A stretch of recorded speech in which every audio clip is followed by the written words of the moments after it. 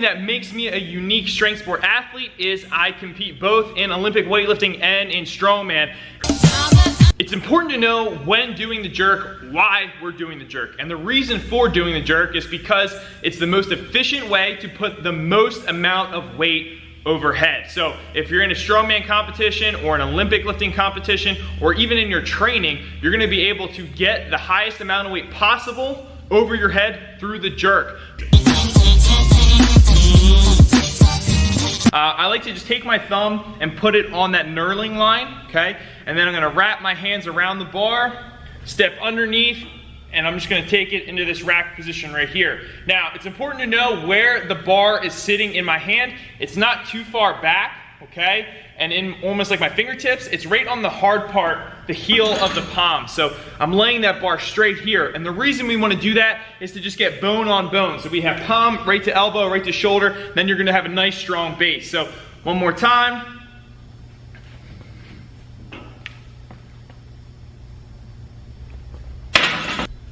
When pressing the bar, guys, it's important to make sure that your elbows are slightly driven forward. And then as you press up, you're gonna get your head through your shoulder blades, okay? So prior to pressing, get your chin back a little bit so you don't whack yourself in the face. And then as you press, your head is gonna go through that barbell, and you should almost be able to see your ear if you looked at it from a side profile. It's important to note, guys, before you do any sort of pressing variation, is to get a big belly breath full of air, okay? We wanna make sure that we can support all our vital organs, as well as keep that strong structural integrity. So something we don't want to do when doing the overhead press position is pushing the bar straight out in front of us, okay? Or too far back, all right? That can cause a lot of problems in the shoulders or just missing the lift. So when we press, squeeze your butt, big breath,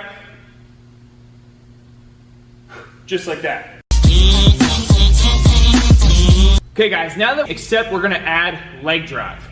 So in the push press, you're going to have a dip motion, and that is what is going to trigger the leg drive. So when we're in our front rack position, and we're gonna go for the dip, which is typically 1 to 2 inches down, and we wanna think about getting our weight back more to our heels, and then we're going to drive up into our toes, squeezing our butt, and driving the momentum of that bar straight up overhead.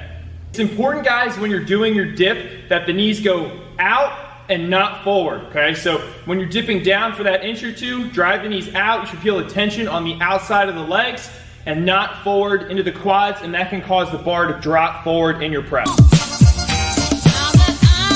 This is followed by an entire explosive jump, catching with soft knees, and then standing up after the lift. The bigger differences with the push jerk and the split jerk is going to be how the bar sits in your hand. But if you're doing a clean and jerk and you don't have the best shoulder mobility, you're gonna now get the bar into your fingertips, and you can already see my voice changes a little bit because now it's sitting on top of my collarbone and in my esophagus. Now that we're in the front rack position, we're gonna initiate the dip, okay? Remember, knees are gonna go out and not forward, and we're still gonna keep those elbows driven up as we dip. So I stay at the same angle, all I'm doing is just lowering my weight down, rather than when I come down, I drop my elbows forward. Get our chin back, jump, catch with bent knees. So dip, knees out, feet move slightly out, stand up, bring the bar back down to your collarbone.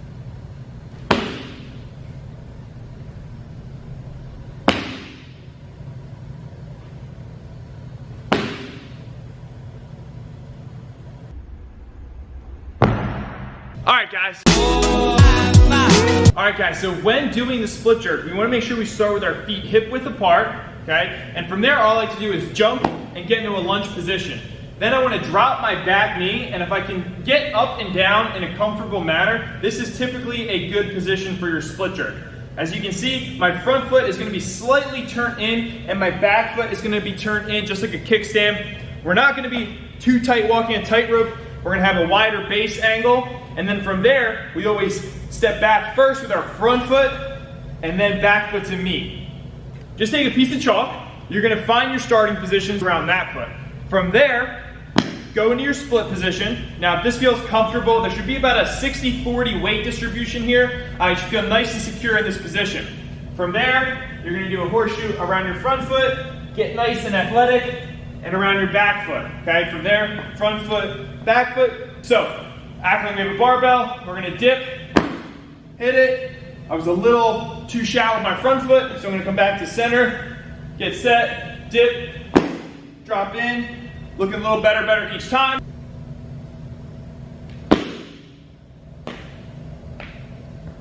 One quick key point to making sure that your split jerk or any jerk is efficient is making sure that you keep those elbows up. And we want to keep that position as we dip down, okay? So as those knees come out, you can see my elbows don't drop forward. If they do drop forward, you will probably end up with a missed lift.